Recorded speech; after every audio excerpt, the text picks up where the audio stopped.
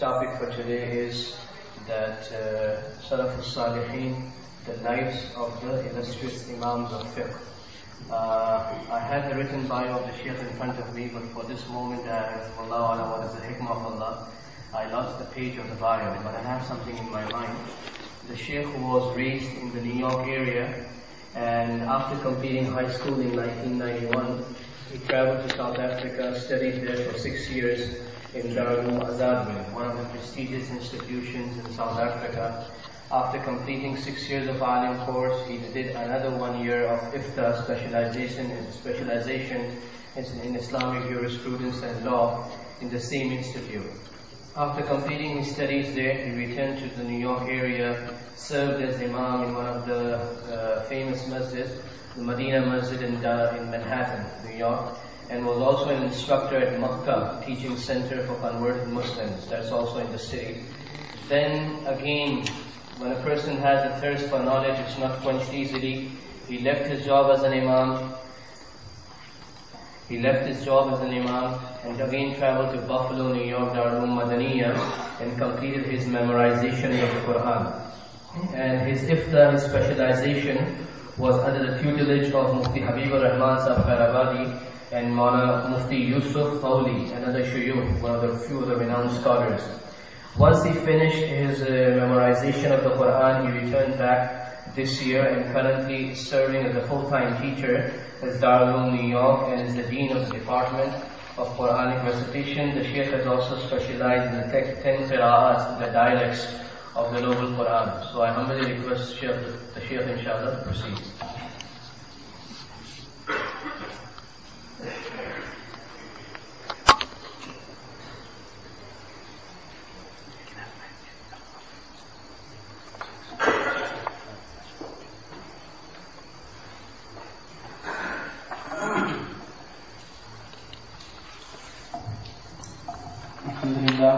الحمد لله نحمده ونستعينه ونستغفره ونؤمن به ونتوكل عليه ونعوذ بالله من شرور انفسنا ومن سيئات اعمالنا من يهد الله فلا مضل له ومن يضلل فلا هادي له ونشهد ان لا اله الا الله وحده لا شريك له ونشهد ان محمدا عبده ورسوله اما بعد السلام عليكم ورحمه الله وبركاته.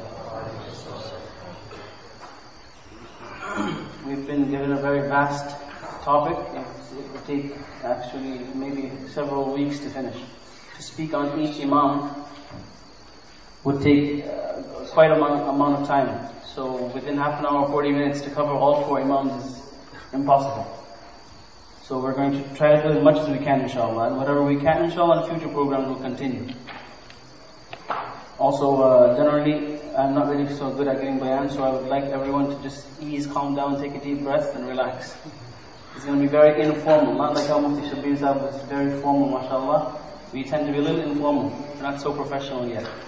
But besides that, I'd like to say Jazakumullah khair to the ulama who have organized this program. Very important, extremely important.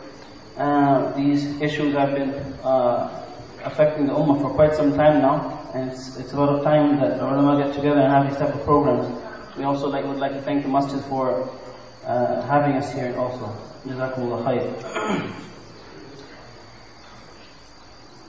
We will discuss the Imam not in chronological order, and not their lives won't be in chronological order, that what they did from beginning to end, because again it's very extensive. We can't cover everything, but only only certain details regarding them, especially in regards to their reliability. First and foremost, ayat of the Quran, Allah subhanahu wa ta'ala says, بَعْدَ أَعُوذُ بِاللَّهِ مِنَ الشَّيْطَانِ الرَّجِيمِ بِسْمِ اللَّهِ الرَّحْمَنِ الرَّحِيمِ وَالسَّابِقُونَ الْأَوَّلُونَ مِنَ الْمُهَاجِرِينَ وَالْأَنصَارِ وَالَّذِينَ اتَّبَعُوهُم بِإِحْسَانٍ رَضِيَ اللَّهُ عَنْهُمْ وَرَضُوا عَنْهُ وَأَعَدَّ لَهُمْ جَنَّاتٍ تَجْرِي مِن تَحْتِهَا الْأَنْهَارُ خَالِدِينَ فِيهَا أَبَدًا ذَلِكَ الْفَوْزُ الْعَظِيمُ. Allah subhanahu wa ta'ala says, more or less, the translation is that the people who have passed before from amongst the Muhajirun and the Ansar. We know the Sahaba who traveled from Makkah to Medina were called the Muhajirun, and the ones who helped in Medina were the Ansar. So concerning those, وَالَّذِينَ اتَّبَعُوهُمْ, and those who made ittiba' of them, those who followed them. Ittiba' followed them. Some Mufassirin mention this ittiba' bi ihsan in a complete, perfect way. This refers to anyone who followed the Sahaba in a pure and pristine form, followed the deen in a pristine form, the way the Sahaba radiallahu anhum had followed. And some ulama mentioned, some Mufassirin mentioned, this refers to the tabi'een and tabu'ut tabi'een. And to support this, a hadith of Rasulullah sallallahu alayhi wa sallam in Sahih al-Bukhari, where Rasul sallallahu alayhi wa sallam mentions, خَيْرُ النَّاسِ قَرْنِي ثُمَّ الَّذِينَ يَلُونَهُمْ ثُمَّ الَّذِينَ يَلُونَهُمْ. The best of people are the people of my era, meaning the Sahaba. ثُمَّ الَّذِينَ يَلُونَهُمْ, then those that are after them, meaning the tabi'een. ثُمَّ الَّذِينَ يَلُونَهُمْ, and then those that were after them. Those that were after them, tabu'ut tabi'een. So, Allah subhanahu wa ta'ala, what does He say concerning them? رَضِيَ اللَّهُ عَنْهُمْ وَرَضُوا عَنْهُ. Allah ta'ala is pleased with them.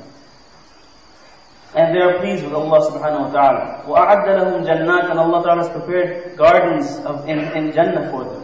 تَجْرِي مِن تَحْتِهَا الْأَنْهَارِ, beneath which rivers flow.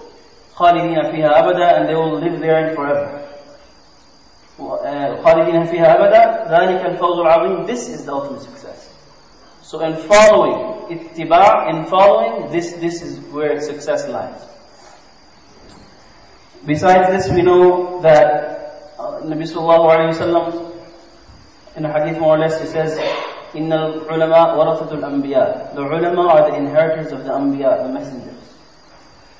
وَإِنَّ الْعُلَمَاءَ لَمْ يُوَرِّثُوا دِينَارًا وَلَا دِرْهَمًا إِنَّمَا وَرَثُوا الْعِلْمِ فَمَنْ أَخَذَهُ أَخَذَ بِحَظٍ وَافِرٍ. That the ulama don't inherit wealth, they inherit knowledge. And those who grab onto them, they're verily received an abundant portion, meaning an abundant portion of that inheritance of the Anbiya alayhi salam. So it is the job of the ulama to inherit from the Anbiya and to distribute amongst the Ummah. What else is the job of the ulama? In another hadith of Bayhaqi, Rasulullah sallallahu alayhi wa sallam says that يَحْمِلُ هَذَا الْعِلْمِ مِنْ كُلِّ خَلَفٍ عُدُولُهُ يَنْفُونَ عَنْهُ تَحْرِيفَ الْغَالِينَ وَانْتِحَالَ الْمُبْطِلِينَ وَتَأْوِيلَ الْجَاهِلِينَ. That it is the job of the ulama, it is the responsibility of the ulama to carry this knowledge. Or rather, the translation of the hadith is that this knowledge will be carried by the trustworthy ones of this ummah. And they will negate the distortions of the transgressors, the plagiarism of the people of falsehood, and the false and wrong interpretations of the ignorant people. And unfortunately, that time has come where there are many different interpretations, to the extent that, unfortunately, some who call themselves Muslim they even provide sources from the Quran to prove that homosexuality is also okay. So when it goes to that extent, we know that there's an urgent need for programs, more and more programs. So the ulama, alhamdulillah, from the time of Rasul sallallahu alayhi wa sallam till today have upheld this responsibility, alhamdulillah. And will continue to do so, inshallah, until the day of judgment. We will discuss the 4 Imams. And the reason why, we have to understand why the Ummah has regarded them as Imams and taken them as their leaders. Why?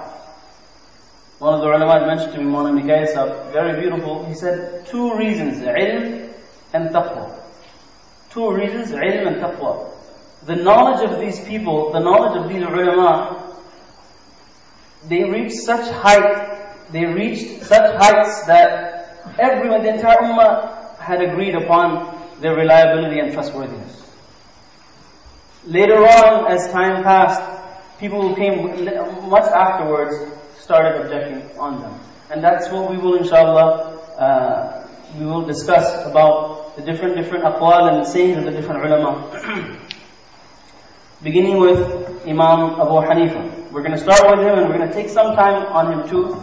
Not because I'm a Hanafi, but because, first of all, he was the first of the 4 Imams chronologically. He came first. Second, he was a tabi'i. He saw the Sahaba. Some narrate that he actually narrated from the Sahaba hadith as well. So he's first in line. Third, unfortunately, he's the most misunderstood and unjustly criticized Imam. Unfortunately, that is the reality. And fourth, because the majority of the followers of the Ummah are following the Hanafi fiqh. This is why we're going to, a little bit in detail, we're going to discuss him inshallah. First of all, we know his name. Imam Abu Hanifa was his title. His name was Rahman bin Thabit rahimahullah. And some of the ulama go to the extent of giving him the laqab of radiyallahu anhu also.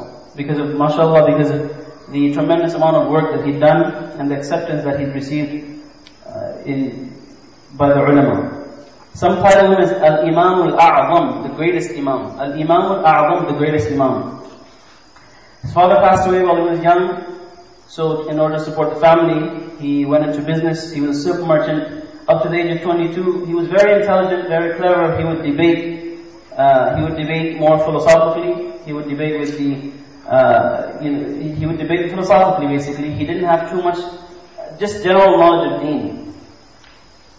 Imam Shabi, rahimahullah, great tabi'i, a great alim, he noticed his intelligence and his cleverness, his keenness and cleverness, and he said that, you would, more or less his words were, you should go and seek knowledge of deen, true knowledge of deen. This is when Imam Abu Hanifa later sat in the company of Imam Hamad, rahimahullah, one of the great tabi'een. And until Imam Hamad passed away, he gained knowledge from him. We will mention some names of teachers and students. And the purpose is for us to understand what kind of a person he was, what level of knowledge he had. In order to understand a person, you have to see his teacher and his students. In order to understand the level of a person, we must look at their teachers and their students. And from this we can recognize the status that they hold.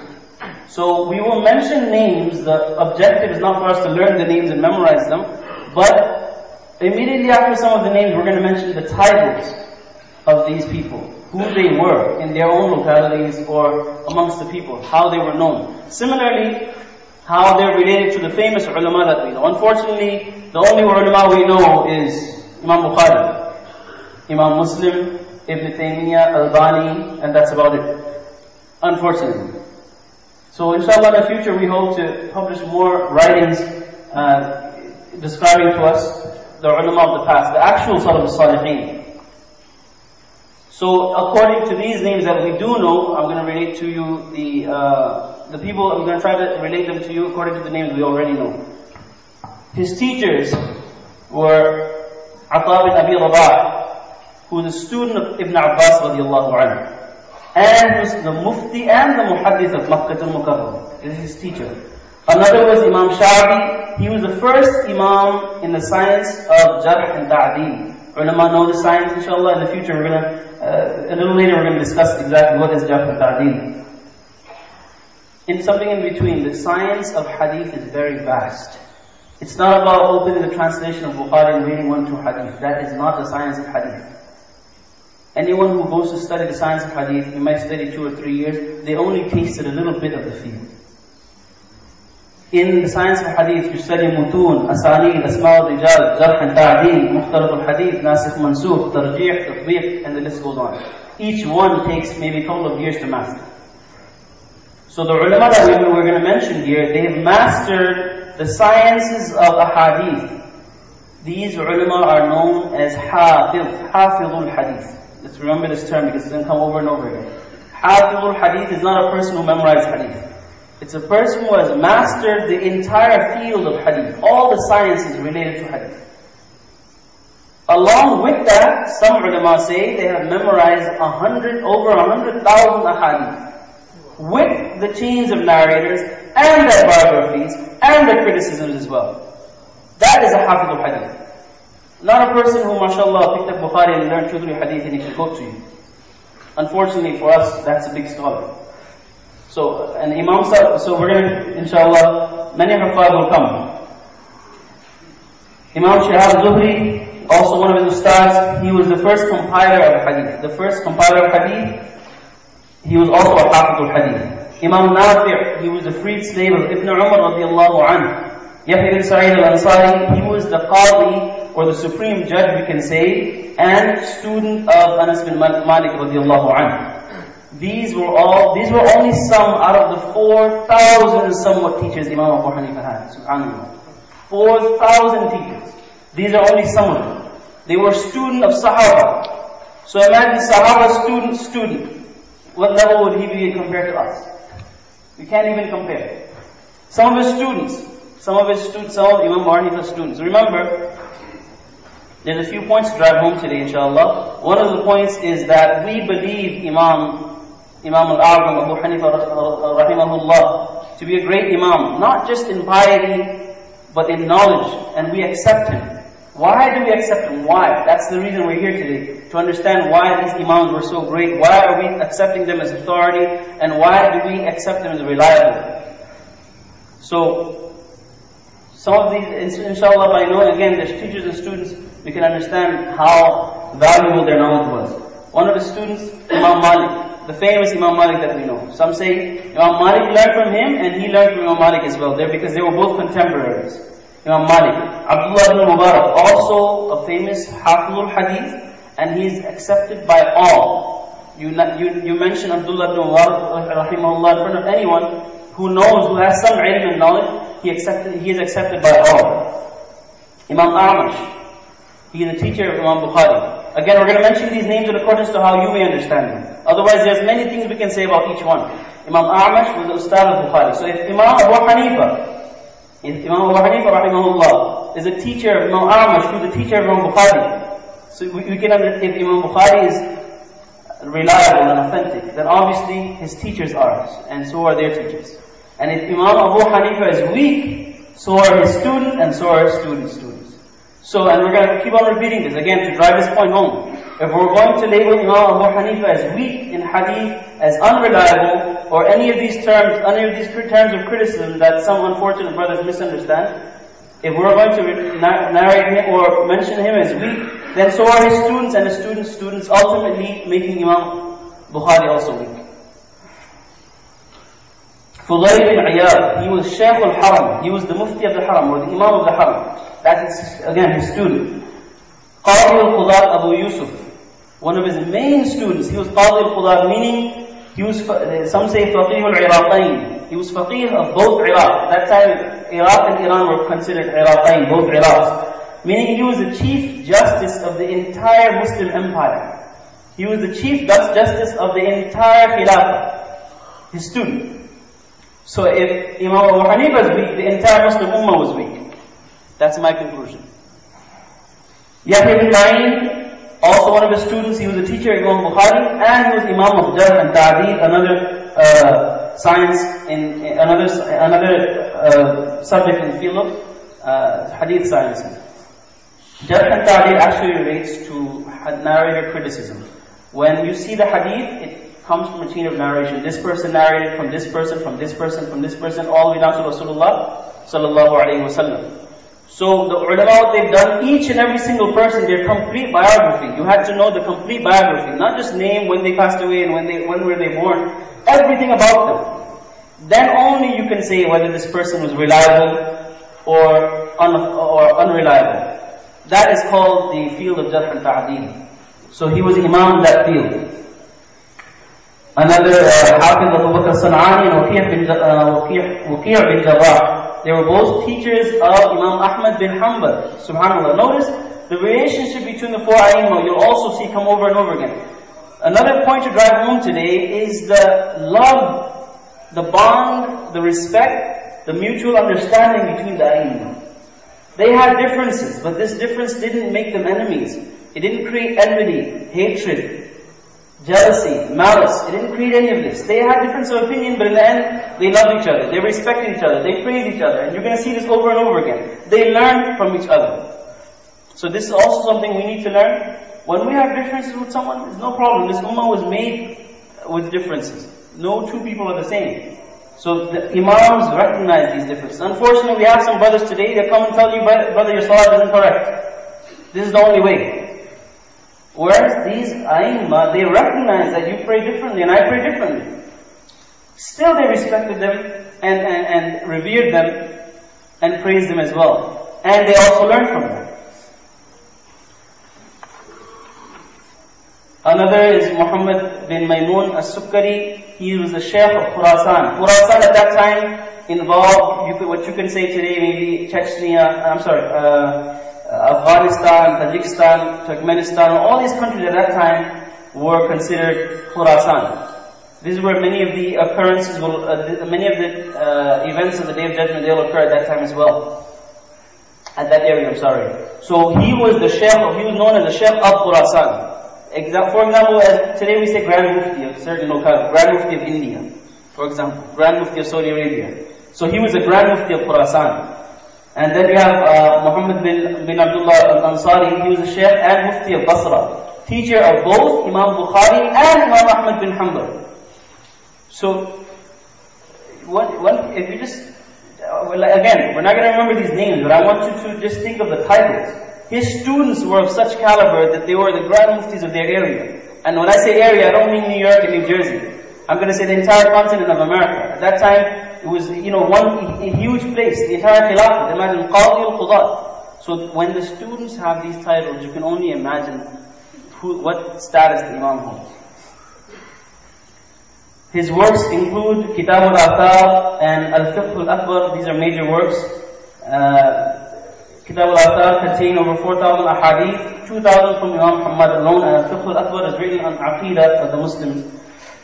Some who praise him, again with Imam Shafi'i, subhanAllah, how much mutual love and understanding they have for each other. Imam Shafi'i says, the one who seeks to master fiqh, he is dependent upon Imam Abu Hanifah. Also, Abdullah bin Mubarak says that the most afqah of all, meaning the greatest faqih that I've seen, the greatest jurist that I've seen is Abu Hanifa. I have not seen anyone in fiqh the likes of him.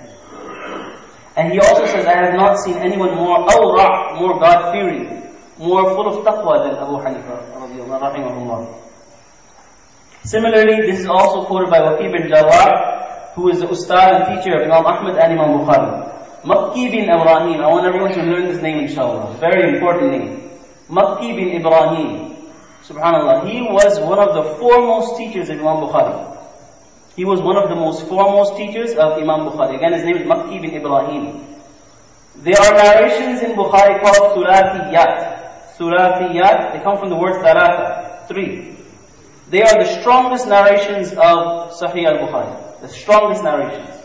There are 22 narrations. There are 22 narrations, Thulathiyat in Bukhari. Of those 22, 11 of them are narrated by Makki bin Ibrahim. Of those 22, 11, half of them, are narrated by Makki bin Ibrahim. So Imam Bukhari ranks Makki bin Ibrahim as one of his greatest teachers. One of his most formal, he is one of the first teachers and he is one of the greatest teachers and most reliable of them all. What does he say? He says, while mentioning Imam Abu Hanifa, he says, he was the most knowledgeable of his era. Subhanallah. He's speaking of Imam Abu Hanifa, he says he was the most knowledgeable of his era. So if Imam Abu Hanifa is weak, then that means Makki bin Ibrahim is weak. That means all the most authentic hadith in Bukhari are weak.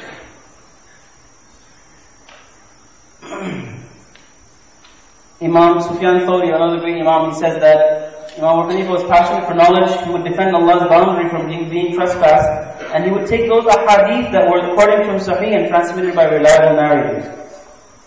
And also, we know the famous saying, it is also narrated that Imam Abu Hanifa, he performed Fajr with the same wudu of Isha for 40 years. And he would finish the Quran sometimes in one rak'ah, sometimes in one night. This has also been narrated. And last time I mentioned this in a bayan, someone objected that this is impossible. Brothers and elders, karamah, we believe in karamah. Nabi Sallallahu Alaihi Wasallam is called mu'jiza, and whoever other than Nabi Sallallahu Alaihi Wasallam that performed miracles, it was called karamah. Karamatul awliya. We believe that miracles can be performed. Why Sahaba performed them? Nabi Sallallahu Alaihi Wasallam performed them. This is our aqidah. This is our aqidah and belief and faith that we have.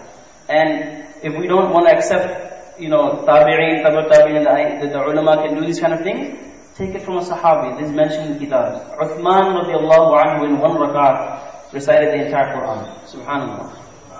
And this is not far-fetched. We have a ustad in South Africa. My own classmate, Siddiq Jasad, his father, Hafiz Jasad, he would recite at one time, he would recite the entire Quran in one tarawih. One tarawih, 20 rakats, he would recite the entire Quran. This was normal. This is the mother, this time. So we don't have to go back to the time of Sahaba. This is very possible. And also we have to learn from this, another point to drive home, they were all ilm. Teaching and learning was their occupation. That was their profession. Besides that, they still took out time for ibadah. They took out time to read Quran. They took out time to make salah, nafil salah. They took out time to make tasbih.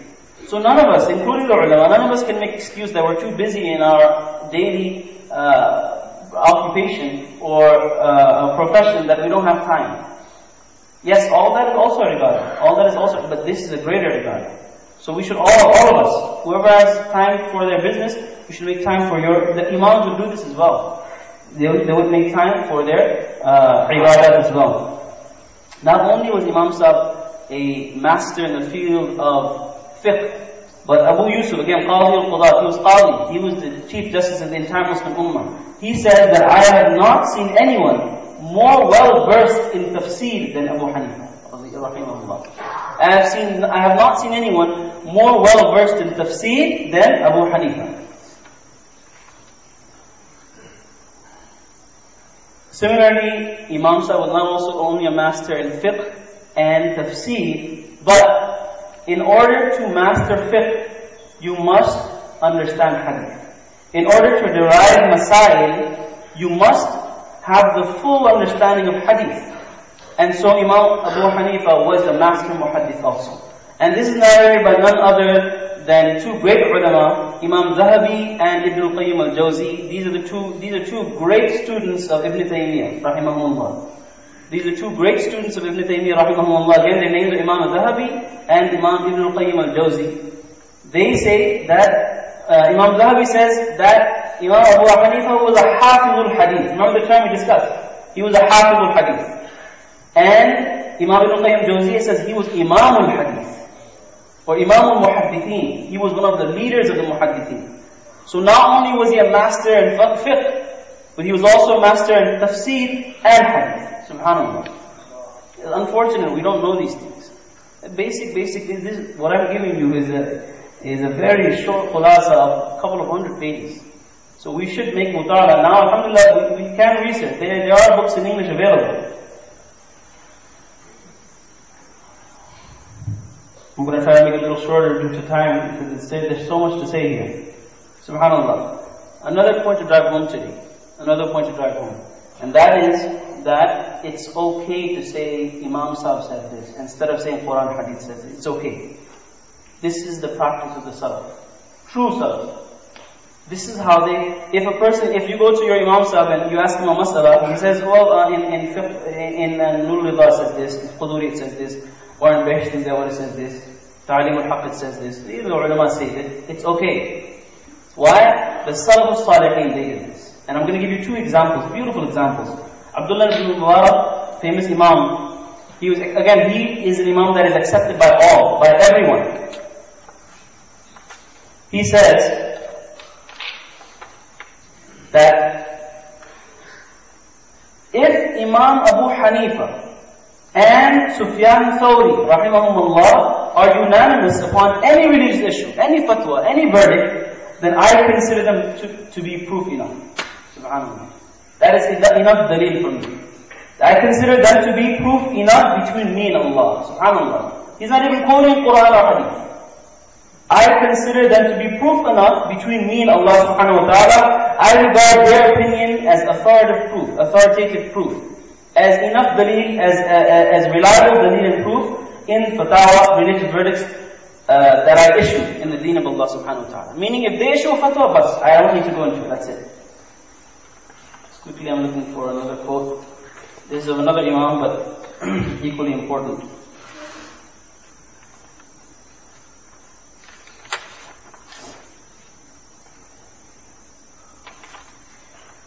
This is about Imam Ahmad and Imam Shafi'i. Humayd bin Ahmad al-Basri mentions that I was studying by Imam Ahmad bin Hanbal. I was studying by Imam Ahmad bin Hanbal, rahimahullah, discussing a mas'ala, discussing a juristic ruling, a mas'ala. When a student objected, "Oh Imam Ahmad, there is no, oh Abu Abdullah," this was his laqab, his title, "there is no sahih hadith regarding this mas'ala that you are discussing." So this sounds a little familiar, I think so, right? Sound a little familiar? Oh Imam Ahmad, or oh Abu Abdullah, there is no Sahih hadith regarding what you're saying. Sounds very familiar. We hear that quite often today. So he says, Imam Ahmad bin Hanbal, rahimahullah, he says, if there is no Sahih hadith concerning it, then there is the saying of Imam Shafi'i. There is a saying of Imam Shafi'i, and this is sufficient proof enough. Subhanallah. He said, this proof is the most strongest proof in this mas'ala. So what, did he quote Quran and Hadith? Did he say, no, okay, there's no Sahih Hadith, therefore we won't follow the mas'ala? No, he went straight to Imam Shafi'i said this mas'ala. So unfortunately, it's like a defect. If today we say Imam Abu Hanifa says, oh no, give me Quran and Hadith. As if Imam Abu Hanifa will not follow Quran and Hadith. It's outrageous. Allah forgive us for such boldness. These Imams were radiyallahu anhum wa radu anhu, and we want to object on them sometimes. It's ridiculous. So anyway, then he gives further proof, and he says, the reason why I say this. He says, once I asked Imam Shafi'i, what do you say regarding this masala? So Imam Shafi'i answered me, because Imam Ahmad bin Hanbal was a student of Imam Shafi'i. They were all related to each other. Imam Malik was a student of Imam Abu Hanifa. Imam Abu Hanifa was a student of Imam Malik. Imam Ahmad bin Hanbal, Imam Shafi'i was a student of Imam Ahmad. Imam Shafi'i was a student of Imam Malik. And Imam Ahmad bin Hanbal was a student of Imam Shafi'i. Imam Abu Hanifa's son was a student of Imam Malik. So they're all related to each other. Imam Ahmad's teacher, Imam Ahmad bin Hanbal, his teacher's teacher was Imam Abu Hanifa. So they were all related to each other. Their mutual love, understanding, respect, they all had for each other. Even though they knew there was great differences between me and the Imam. They knew that there were differences. But still, they disregarded that, and they worked together as Muslims, as we should do today. So Imam Ahmad says that one time I was with Imam Shafi'i, and I asked him a question, and then he gave me the answer to it. I said, where is this in the Quran? Is there any hadith for this? He said, of course there's hadith. And then he gave him the hadith. So from here what we learn is that once we find a scholar who is reliable, we may ask one or two times, maybe we ask for some proof. And from here we see that the scholar is reliable, bas, ala ra'si wal ayn, we follow them until death do us apart. We don't ask for dalil, but we just follow. What does the Quran say? وَالَّذِينَ اتَّبَعُوهُمْ, those who follow them. So this is what the Sahaba did, this is what the Tabi'in and Tabi'in Tabi'in also did. Besides ilm, they had many qualities. Imam Abu Hanifa was very generous. One time a person was passing by and hit himself. So Imam Abu Hanifa inquired, what are you doing? So he said, yeah, Imam, I'm really shy because I borrowed 10,000 dinars or dirhams from you. I borrowed, for example, $10,000, and I just can't, it's very hard for me to return it. He goes, I forgive you for the sake of Allah. Subhanallah. Love, generosity, abstinence, taqwa. His taqwa. One time, a sheep was stolen in his community. It was stolen somewhere. So he asked, how long does a sheep live? What's his lifespan? So they said about 7 years. For 7 years, he did not have any meat of sheep. Subhanallah. Why? Because he feared that haram meat might enter his stomach. So for 7 years, he stopped eating sheep. Subhanallah. And we know the famous story of 40 years. Wudu of Fajr was made. Fajr Salat was made with the wudu of Isha Salat. Also, it's narrated that he was one of the 4 people who finished the whole Quran in one rak'ah. Subhanallah. This is narrated in authentic riwayat. One was Uthman radiallahu anhu, one was Tamim Dari radiallahu anhu, one was Sa'id bin Jubair rahimahullah, and one was Imam Abu Hanifa rahimahullah. Besides many of these quotes, they were from different books. The name of one book is Makanatul Imam Abi Hanifata rahimahullah fil Hadith. The status of Imam Abu Hanifa radiallahu anhu in Hadith. This is written by Allama Abdul Rashid al-Nu'mani rahimahullah, who passed away recently. He's a ustad and teacher of Sheikh Mufti Ruhul Amin Sahib. So he's written a very detailed treatise in Arabic. It's a must for all ulama. Similarly, many of the other things that will be mentioned has been mentioned in this book. Manaqib al-A'immat al-Arba'a. virtues of the four Imams. And this is written by Imam Maqdisi, who is a student, a grand student, a very outstanding student of Shaykh al-Islam Ibn Taymiyyah rahimahullah. Al-Aqidatu fihi ishara. He also finished 60 Quran khatams in Ramadan. Every Ramadan he would finish 60 Quran khatam. And in Hajj he performed 55 Hajj in his lifetime. 55 Hajj in his lifetime. SubhanAllah. The greatest service he's ever done to the Muslim Ummah is that he did, it's called Tadweenul Fiqh. He codified and he formulated the entire fiqh jurisprudence, the law of fiqh. Before that, because there were many laws, many Sahaba, many Tabi'in, many ulama, and there's rules and laws and masail all over the place. So nothing was organized, everything was there. Imam Abu Hanifa did not come with something new. He did not come with something new. All he did was gather, it's like Google. You type in something in Google, you get 10,000 websites. What do you check? So you don't know. So now to put everything in order. Put everything in order in list, chapter form, subheadings, etc., etc. That's what he did to make it easy. And then how do we take the rules to derive, the new masail that come about? That's what he did. He didn't invent something new, he just organized everything, that's all. Nowadays, unfortunately, we go to Mufti Google for everything.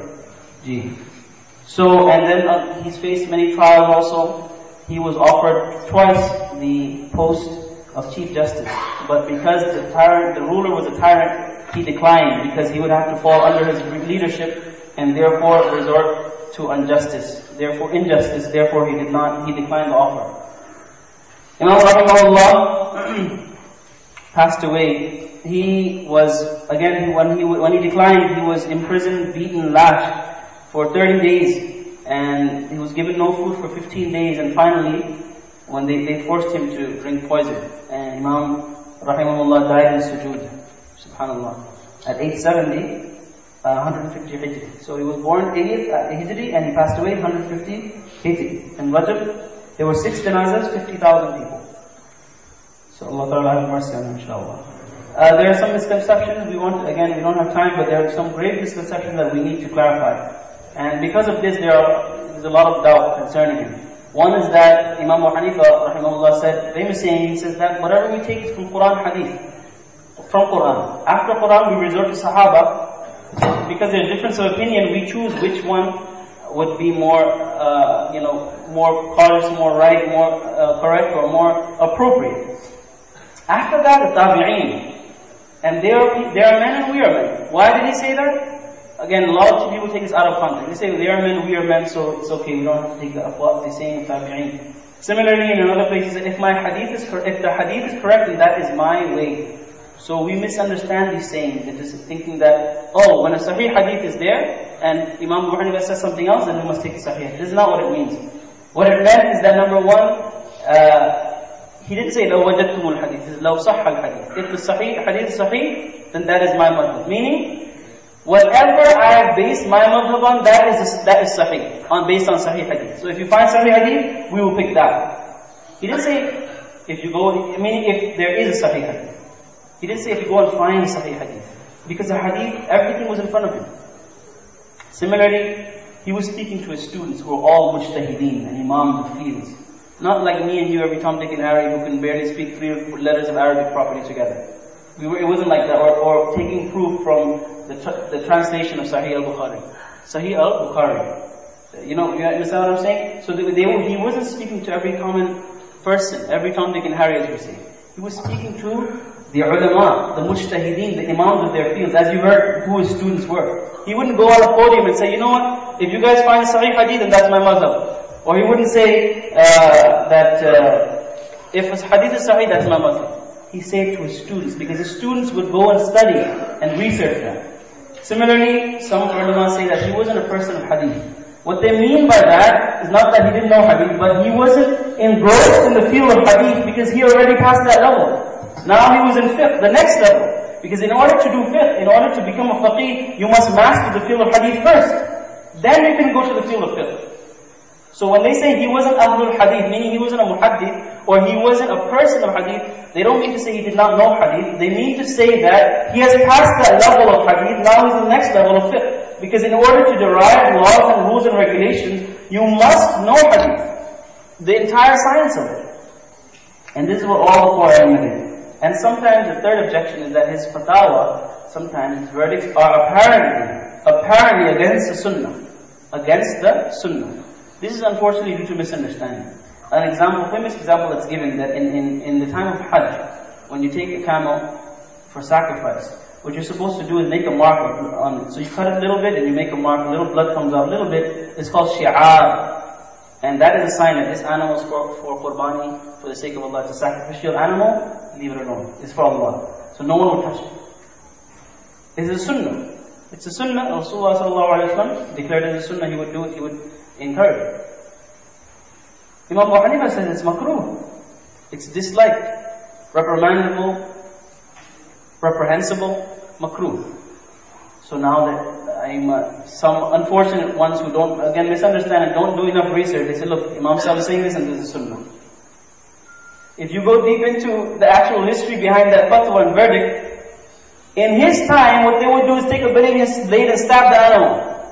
So instead of a little mark, a little blood coming out, they'll take a sword and stab the entire animal so that it can bleed profusely. And this is dhulm and oppression, this haram. So in order to fulfill a sunnah, if you're doing it in the haram method, then that act is no more sunnah. That act is like when you're kissing the stone, Hajar al-Aswad. What is it? Sunnah. But if you're punching people in the face to get to it, it's haram.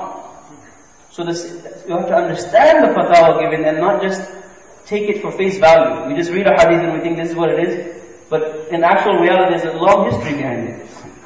So these are some misconceptions. Again, to understand more and go into detail, you can read, it's in Arabic, inshallah, someone will translate in English, the Makanatul Imam Abi Hanifa fil Hadith by Sheikh Abdul Rashid Rahman. It's very detailed and very extensive.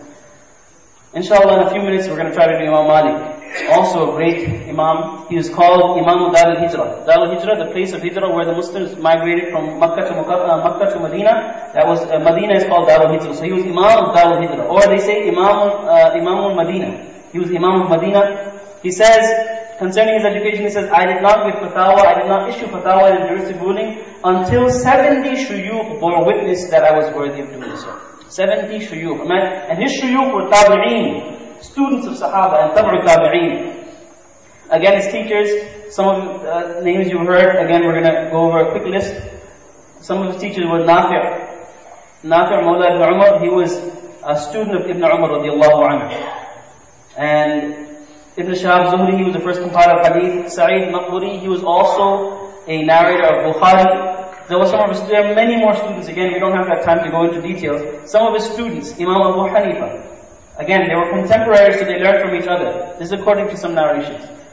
Imam Shafi'i was Imam Malik's students. Allahu Akbar, all three of them together. Such grave differences, such differences, major differences, but they're all sitting together. Allahu Akbar. May Allah grant that unity amongst us today, inshallah. Sufyan Thawri. Again, we can speak volumes on these people, but we don't have time. But in order for everyone to understand who Sufyan Thawri was, he was a narrator of Bukhari. So in Bukhari, if you actually open up the real Bukhari, not the translation, you will see that Imam Bukhari narrates from this person who narrated, from this person who narrated, from this person who narrated, from this person, going to Rasulullah sallallahu alayhi wa sallam. So before he gets the hadith, there are a list of 3 to 7, 8 people. All those narrators of Bukhari. So if that hadith is correct, then and authentic or sahih, then all these people are also reliable. So these are those narrators. But if those narrators are incorrect and not reliable, then that hadith is also incorrect and unreliable. So everyone knows, Sahih al-Bukhari is almost 100% sahih and correct. So therefore all the narrators mentioned in Bukhari are also completely reliable. Sufyan Thawri and Sufyan ibn Uyayna both are narrators of Bukhari.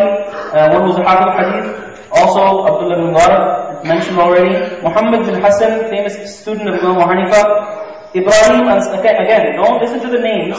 If you can't remember the names, no problem. Listen to the laqab and the titles that they have. The titles. Ibrahim Ansari was the Qadi of Medina. He was the Supreme Court he was the Supreme Court judge of Medina. Ishaq al-Tajibi, he was a Qadi and Supreme Court judge of Misr, Egypt. Ishaq al-Madani, he was Ustad of Imam Bukhari. Ismail al-Yusi, he was called Sheikh al-Sham. Sham, Syria at that time, included Palestine and many other countries at that time, he was the main Grand Mufti of that area. Similarly, Ayyub al-Sakhtiyani, he was Imam of Basra. Khalid bin Makhlad al-Qatwani was also Ustad of Imam Bukhari. And there are many others narrated. Again, we don't, unfortunately, there's very little time.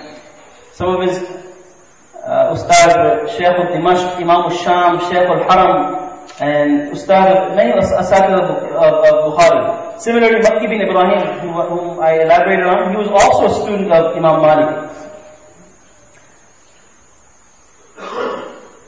One person I forgot to mention, Imam Abu Hanifa, one of his students, is Hamza bin Zayyat. Hamza az-Zayyat. Imam Hamza was a student of Imam Abu Hanifa. Imam Hamza is one of the 7 Imams of Qira'at. And we all know that there are different recitations of the Quran. All of them are authentic, completely reliable, authentic, trustworthy. They are all Quran. Nabi sallallahu alayhi wa sallam read the Quran in different manners, in different forms. They are all Quran and they are all from Allah subhanahu wa ta'ala. Anyone that denies any of these ways is no more Muslim. Even if they deny one word of it, that recitation, he is not a Muslim. This is unanimous. All the scholars agree upon this. So if Hamza Zayyad, who is the compiler of that qira'at, and the qira'at is completely authentic, and one who denies it is not a Muslim. If Imam Abu Hanifa is weak, then Hamza Zayyad is weak, then that means the Quran is weak, which means your iman is in danger. So we must be very careful when we speak and discuss these imams. It might be that our iman has gone. So Allah Ta'ala forgive us and grant us the understanding of Deen, inshallah.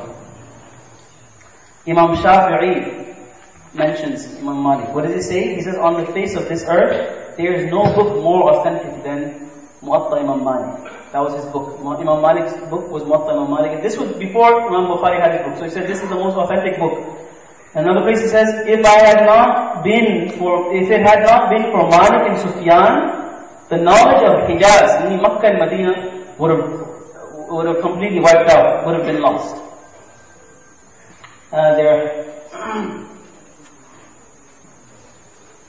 The adab and respect the ulama had for each other and for hadith. I want everyone to listen very carefully to this. Abdullah bin Mubarak rahimahullah says, I was with Malik when he was narrating the hadith of Rasulullah sallallahu alayhi wa sallam. Inshallah we'll try to say Durood Sharif whenever we hear his name. Rasulullah sallallahu alayhi wa sallam. So I was with him when he was narrating the hadith. And a scorpion bit him 16 times. Everyone knows what a scorpion is? Aqrab, pichu. I don't know what you say in Bangla. A scorpion is very dangerous. It stings you. If you don't go to the hospital quick, you might end up dying. So it bit him how many times? It stung him 17 times, 16 times. His color changed and his face yellowed, but it did not interrupt his discourse of hadith. Subhanallah.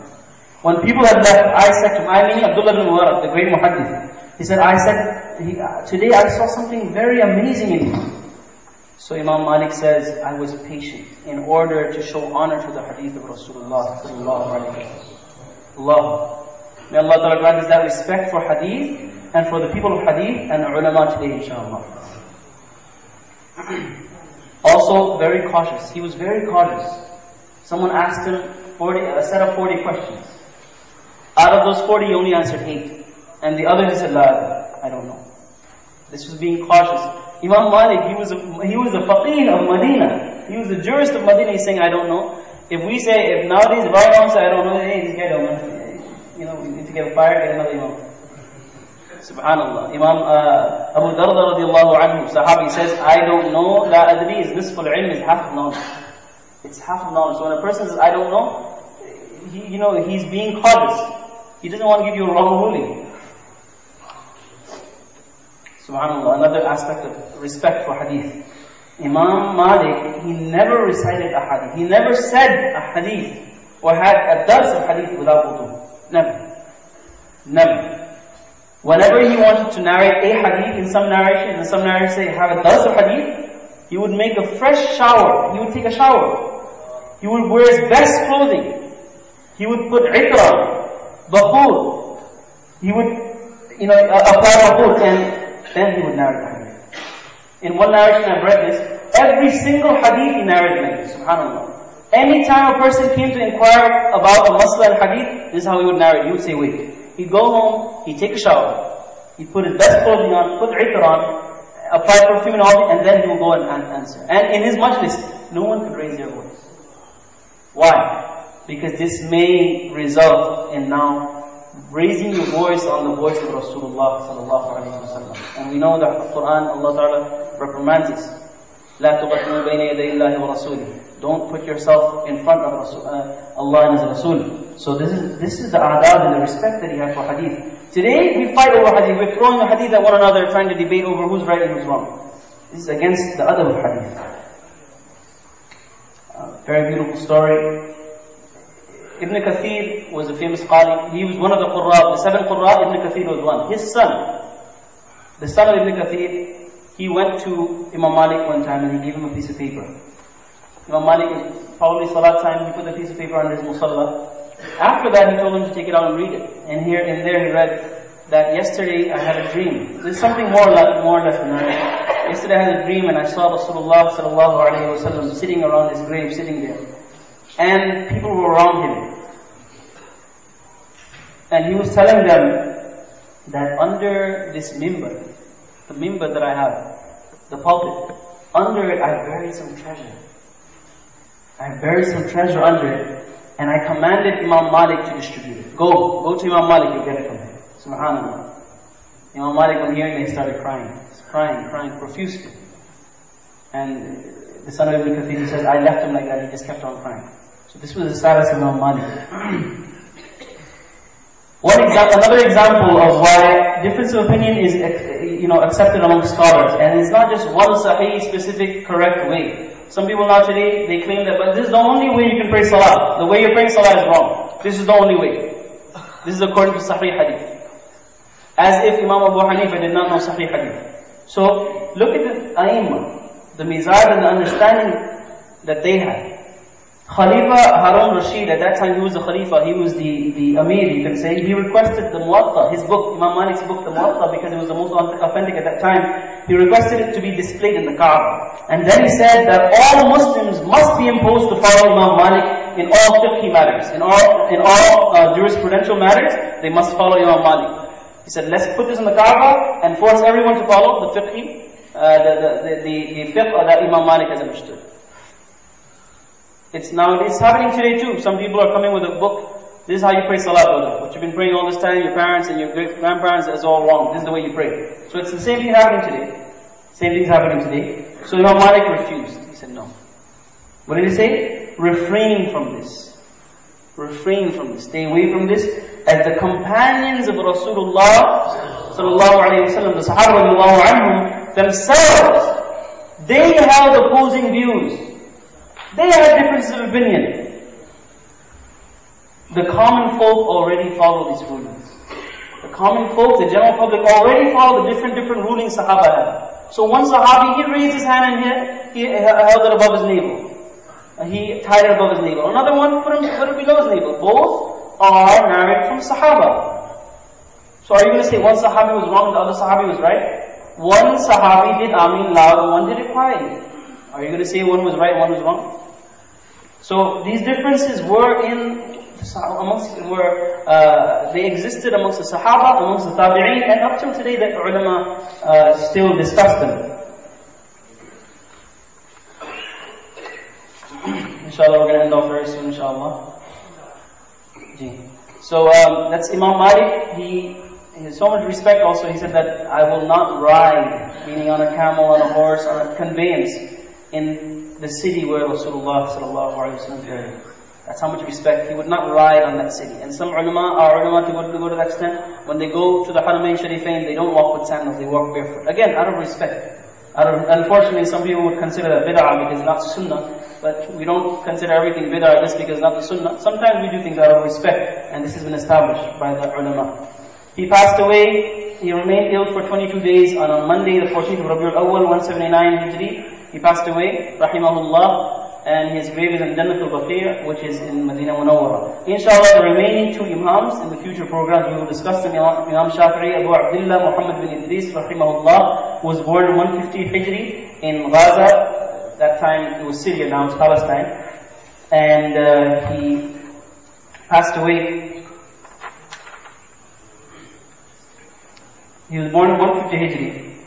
And don't have the year of his passing away. Imam Ahmad bin Hanbal, also Imam Abu Abdullah Ahmad bin Hanbal, he was born in Baghdad, Rabiul Awwal 164 Hijri, and he passed away the 12th of Rabiul Awwal. 600,000 people attended his janazah, and he was 77 years old. This was just a very brief introduction to the Imams.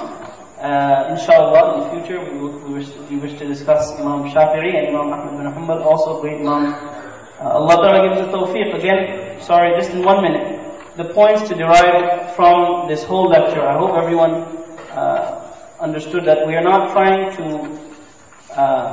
negate anyone, trying to debate anyone, just trying to establish that these Imams, we consider the Imams for a reason. They were great Imams in fiqh, in ilm, in taqwa, tafsir, hadith, and all these things.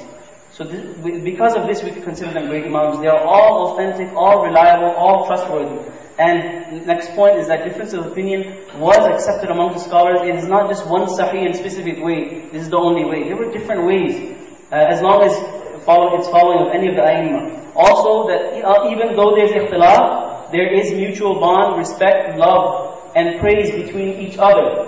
So we have to keep that also in mind. Also, that even though they had time for their profession of teaching and learning, they also gave time for ibadah for Allah subhanahu wa ta'ala. And that reliance on scholars is also a proof. It's not that everyone has to learn Quran and Hadith. No, that's actually wrong. Sahaba did not ask Quran and Hadith in every matter. They did not. Sahaba, I'm talking about Sahaba. Sometimes they would go to the Mufti of Medina, Mufti of Makkah, and they would say, what is the masla here? And the person would say, this is the masla, that's it. That they would follow. So it's not that, that was never the sunnah to ask Quran, Hadith for everything. It was never the sunnah. The sunnah was always followed. وَالَّذِينَ اتَّبَعُوهُم, those who made ittiba' and followed. Allah Ta'ala gives us tawfiq to understand what has been said. Everything that is good that has been said is from Allah subhanahu wa ta'ala, and whatever evil that came out was from shaitan. May Allah Ta'ala accept. Jazakumullah khair. Assalamu alaikum. Jazakumullah khair. Jazakumullah khair. Allah subhanahu wa ta'ala increase His knowledge.